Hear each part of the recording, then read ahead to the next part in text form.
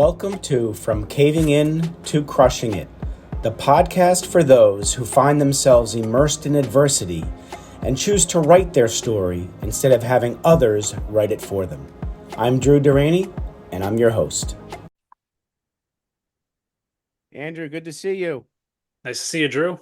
And I love your name because I'm an Andrew too. I just happen to go by Drew. So good name. Yeah, my siblings always told me I couldn't pull off Drew. They'll call me Andy, but they're like, you can't pull off Drew. Drew's like a tough guy name. They always associate you're not rugged enough or tough enough to be a Drew. Oh my gosh, tough guy. That's pretty funny. My dad was Andy. Oh, there you go. Okay, so it's for you, it's a generational name. Yeah, I'm an Andrew Jr. But Okay. when it came to naming our first son, instead of doing Andrew the third, because I ended up going to doctor's offices and they would pull the wrong chart. They'd pull my dad's chart and ask me if I'm in Medicare. No. So we gave him Matthew and we did Andrew as the middle name. So There you go. yeah. So I always like to thank the person or people who introduced me to my guests. And here you and I met through a networking group called Shared Connections, led by Jeff Lord, Drew Casaccio, and Chris Pry.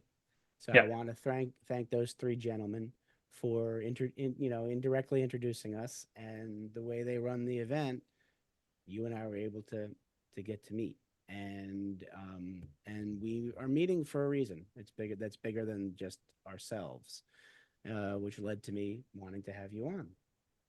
So why are you here? I often say that, when we're young, Andrew, we're taught that life is linear from our friends, our family, anybody close to us. And it's not a malicious message or teaching.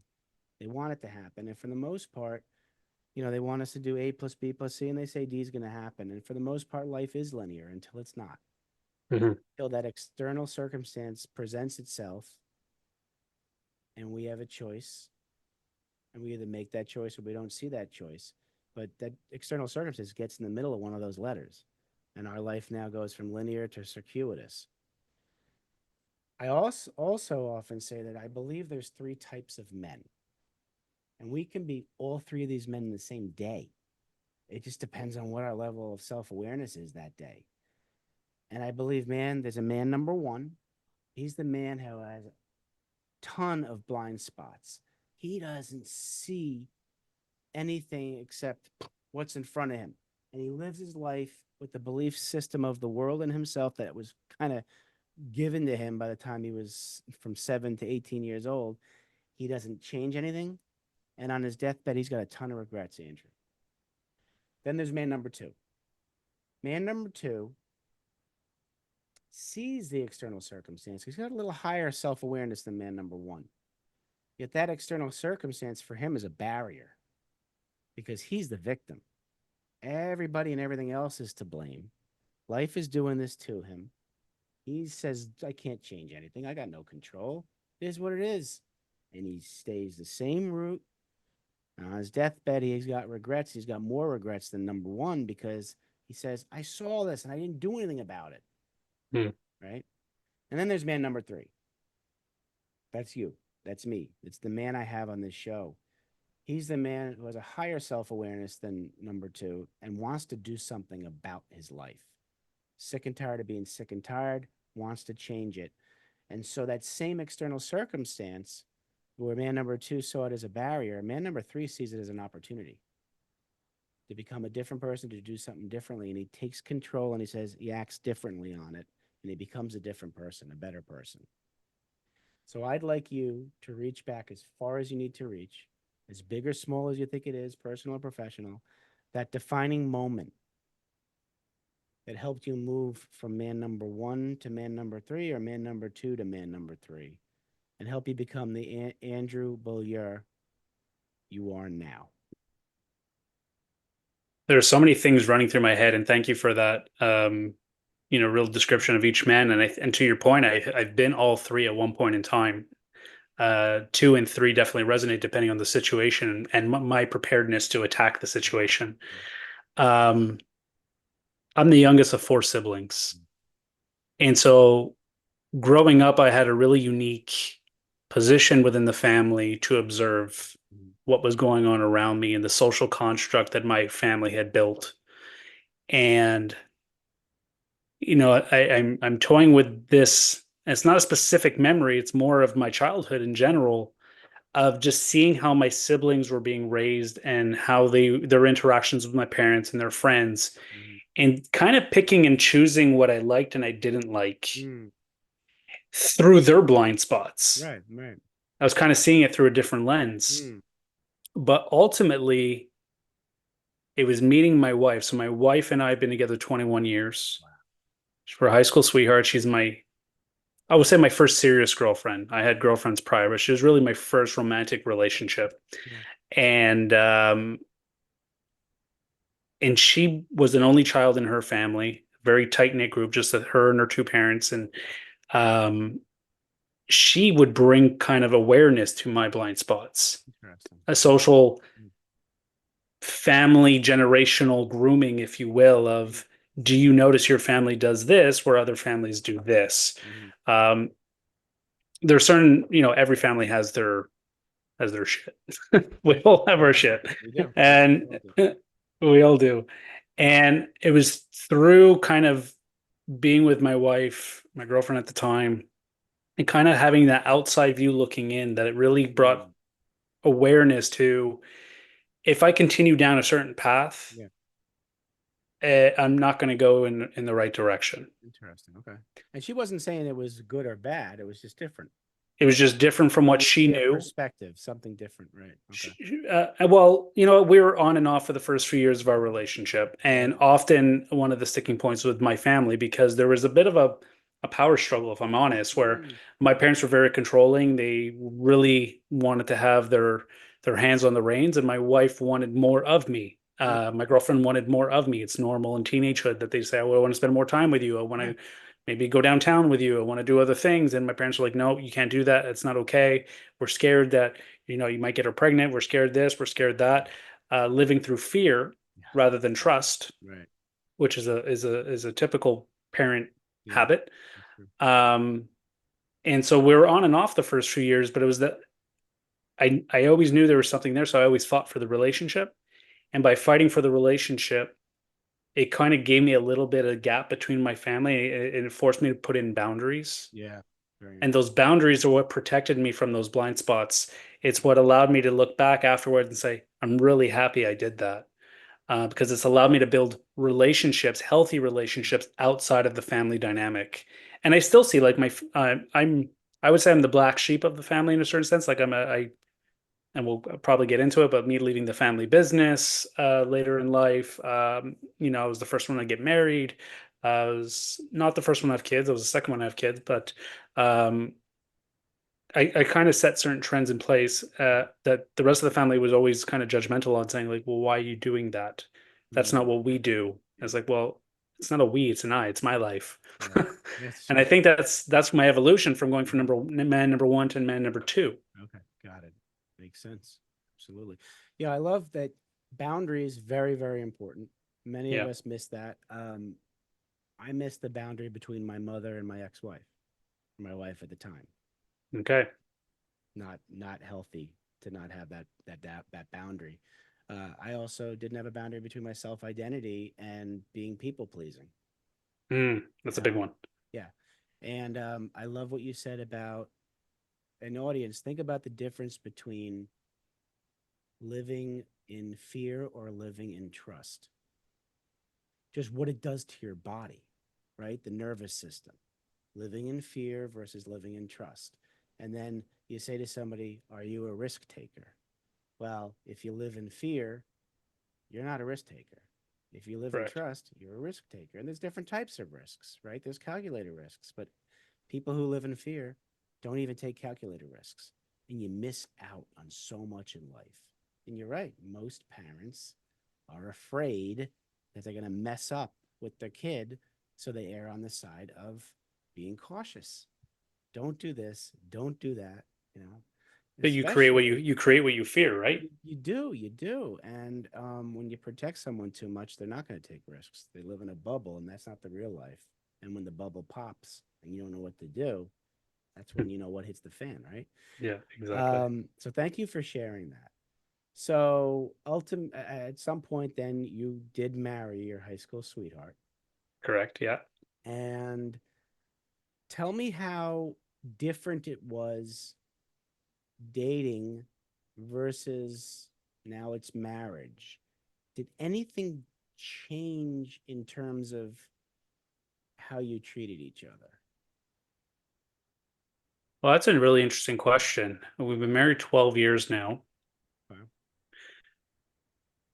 I mean, going from 16, we got married when I was 25, she was 24. Mhm. Um, I mean, just that evolution in age and maturity, Yeah. the dynamics of our relationship definitely changed. When we were young, I was very reserved. I didn't talk back. I was never allowed to talk back in my house. It was always just do what you're told and keep quiet. Mm. And so when we would get into fights as teenagers, it was my wife was kind of like trying to pull something out of me, and I just shut down. I was just, no, I'm not going to fight you. Um, I'm not necessarily going to do what you're asking me to do, Yeah. but I'm not going to fight you. And eventually, it took my grandfather passing. I was in such an emotional swirl. I was very close to my grandfather, and Yeah. uh, in an argument with my wife, I kind of just eventually just found my voice. And we both recall that day very vividly. She's like, "That was the day you found your voice." Wow. And it allowed us from that point on. So that was probably around early 20s. From that day on, we were able to build our communication from a place of respect and common ground. So we can disagree with each other's, but there's always going to be respect on the table. Right.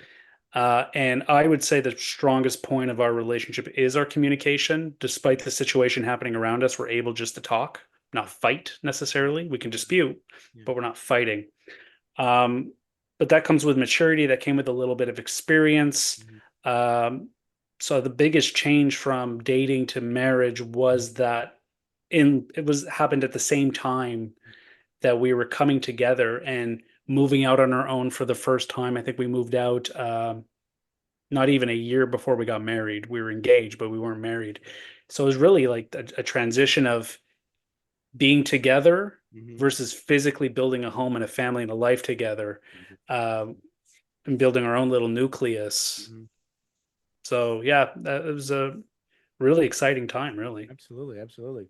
So, moving to where you are now, professionally, lead us through leaving the family business because I know that was a big defining moment, and how that affected your relationship with your family and where you are now. So, let's hear some professional stuff.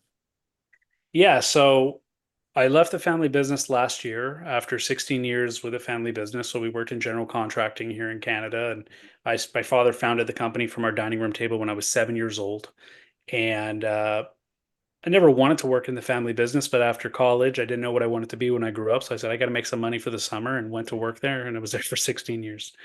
Yeah. That evolution, again, my father being a traditional man, you got your name in the door because of your last name, but everything from here on, you have to earn.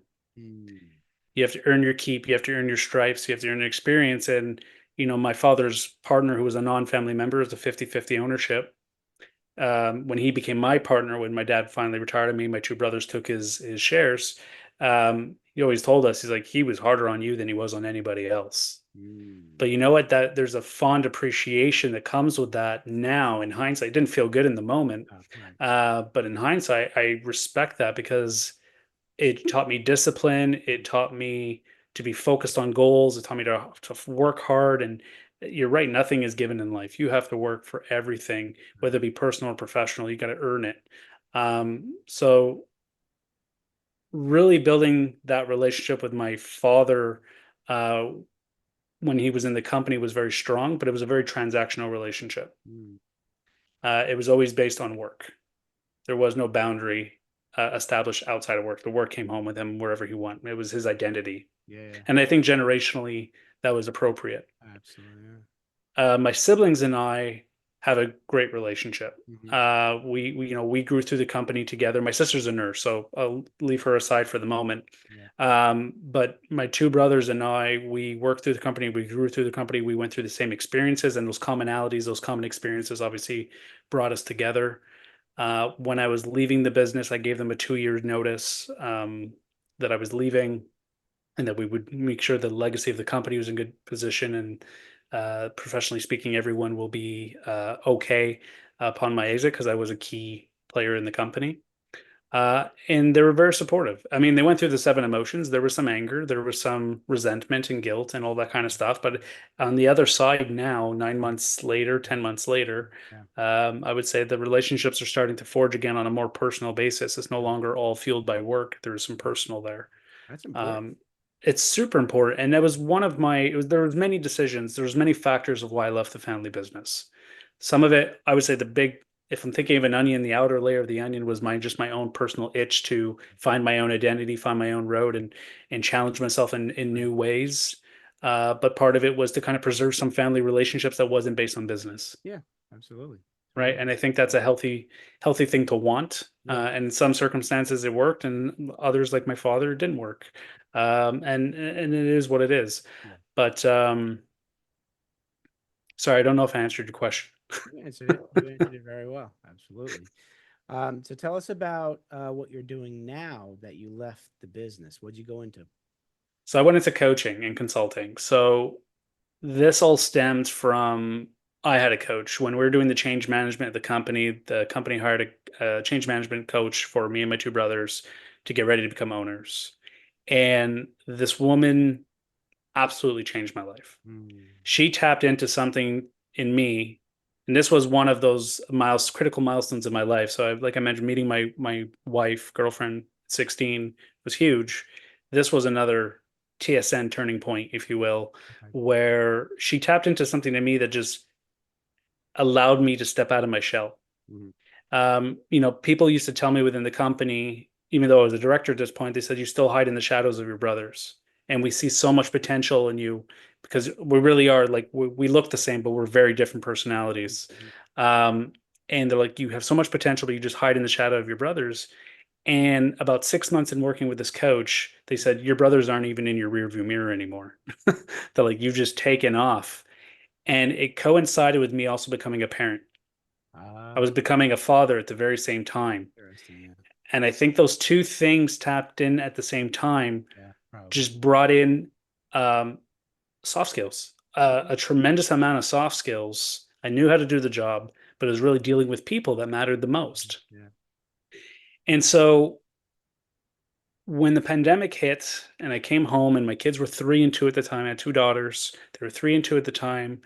I realized I was spending way too much time away from my family. I was spending 60, 70 hours a week outside the home. And that was never the father that I wanted to be. My dad was like that. So my dad started a company and he was gone all the time. So I said, I'm not going to repeat that mistake and being aware of blind spots, right? So that was one that I was cognizant of and didn't want to repeat that. But I was for the first 3 years of my Yeah. oldest Yeah. daughter's Yeah. life, I wasn't around. Yeah. It wasn't malicious. It was just I was on autopilot. Yeah. Happens. And the pandemic allowed me a reflection to look back and say, this isn't the kind of parent I want to be.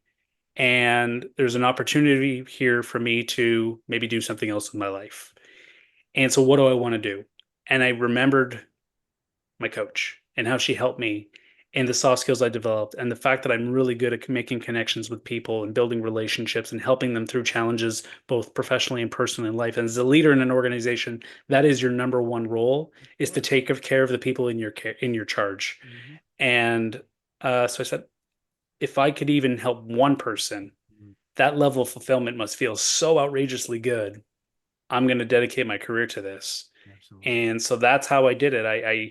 I actually resigned from the family business before coming to that realization because I realized I needed to cut off the safety net Yeah. for Yeah. me to even go into that exploratory Sure. mode. Sure. Yeah. And so I told them, I said, I'm resigning. They said, for what? I don't know, but I know it's not this, and I'm going to give you guys 2 years notice so that actually they requested it. I offered them 12 months. They said, can we have 24? I said, absolutely. I said, it's only fair. It gives me time to figure it out, Hmm. and worked out because I went and ended up going through a coach certification process. That was 12 months. Give me time to start the base of my business Yeah. while working full time. So I was still able to provide for my Yeah. family. Absolutely. But I was more present at home because we're still navigating through the pandemic and we're Yeah. coming Yeah. in the tail end. So there's still a lot of working from home. So my presence at home Yeah. was felt and I was seeing the benefits of being home more. Yeah. Absolutely. Yeah. So, what is the biggest lesson you learned when you left the family business? The thing that comes to mind, Drew, is when I finally told the staff, because they were the last ones to find out that I was leaving, their first question was, "What?"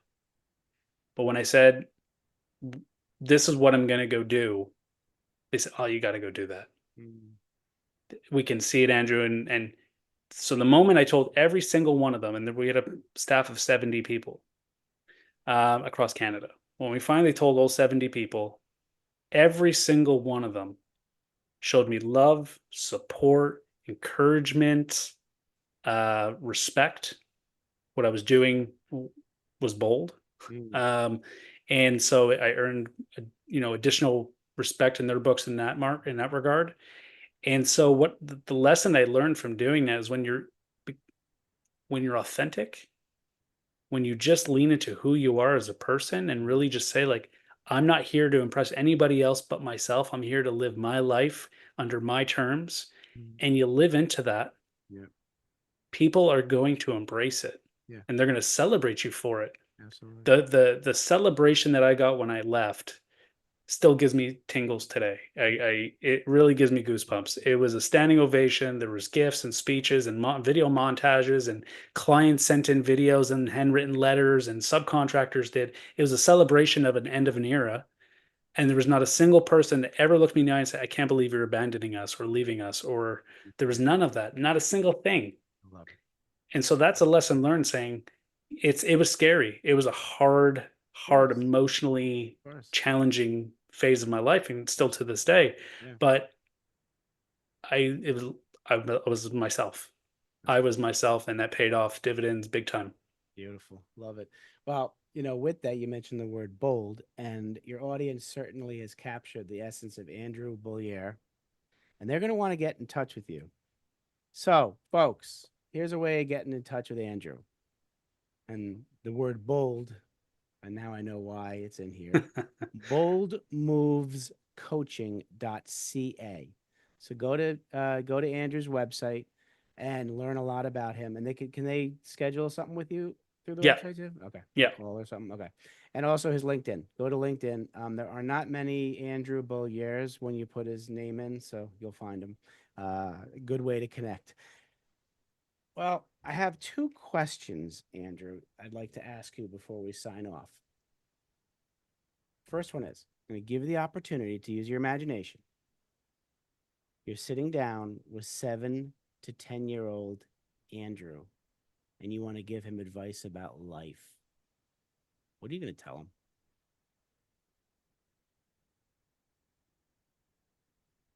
Oh, 7 to 10-year-old me, so impressionable at that age. Mm-hmm. No matter how hard things seem, no matter how hard or challenging life gets, just make sure you're always having fun. Love that. Love that. Don't lose that inner child when they say you're an adult. You It's need to just a enjoy what you're number, doing, right? and Yeah. you need to enjoy what you're doing and who you're doing it with. Oh my gosh. We're never too old to have fun. Yep. Um, Love I that. would just make sure whatever you choose to do in life, just make sure you're enjoying it. Love it. All right, so switch hats now. Now you're sitting with young Andrew, the young businessman entrepreneur, and you want to give Mm. him advice about business. What are you going to tell him? I'm going to tell him something he learned fairly quickly, but I think I would say it anyways. Is business is about people. Mm, It's all about people. Invest in yourself and invest in people, and the rest will take care of itself. love that. Absolutely. Well, Andrew, I want to thank you for a couple things for being here and also for coming into my life, being a friend, and Yeah. keep doing what you're doing. You're a great human being, and you're providing value for others that your coach provided you. So keep doing what you're doing, man. You're doing great things. Thanks, Drew, man. I super appreciate being on your show and absolutely just being part of your life. And yeah, this is all good. Thanks, man. Absolutely. It's my pleasure. Everybody out there, please take care of yourselves. Thanks so much for listening. If you enjoyed the episode, please subscribe and give us a review to help others find it. I'd like you to answer this question. Are you living the life you want to live? Or are you living the life others want you to live? I'd like you to think about that for a second, because I strongly suggest you live the life you want to live. If you want to learn more about what I stand for and my services and how I'm able to help many men get out of their own way, please go to my website at www.profitcompassion.com. Feel free to also email me at drew@profitcompassion.com. I'd love to have a conversation with you. Take care of yourself and choose to write your own story instead of letting others write it for you.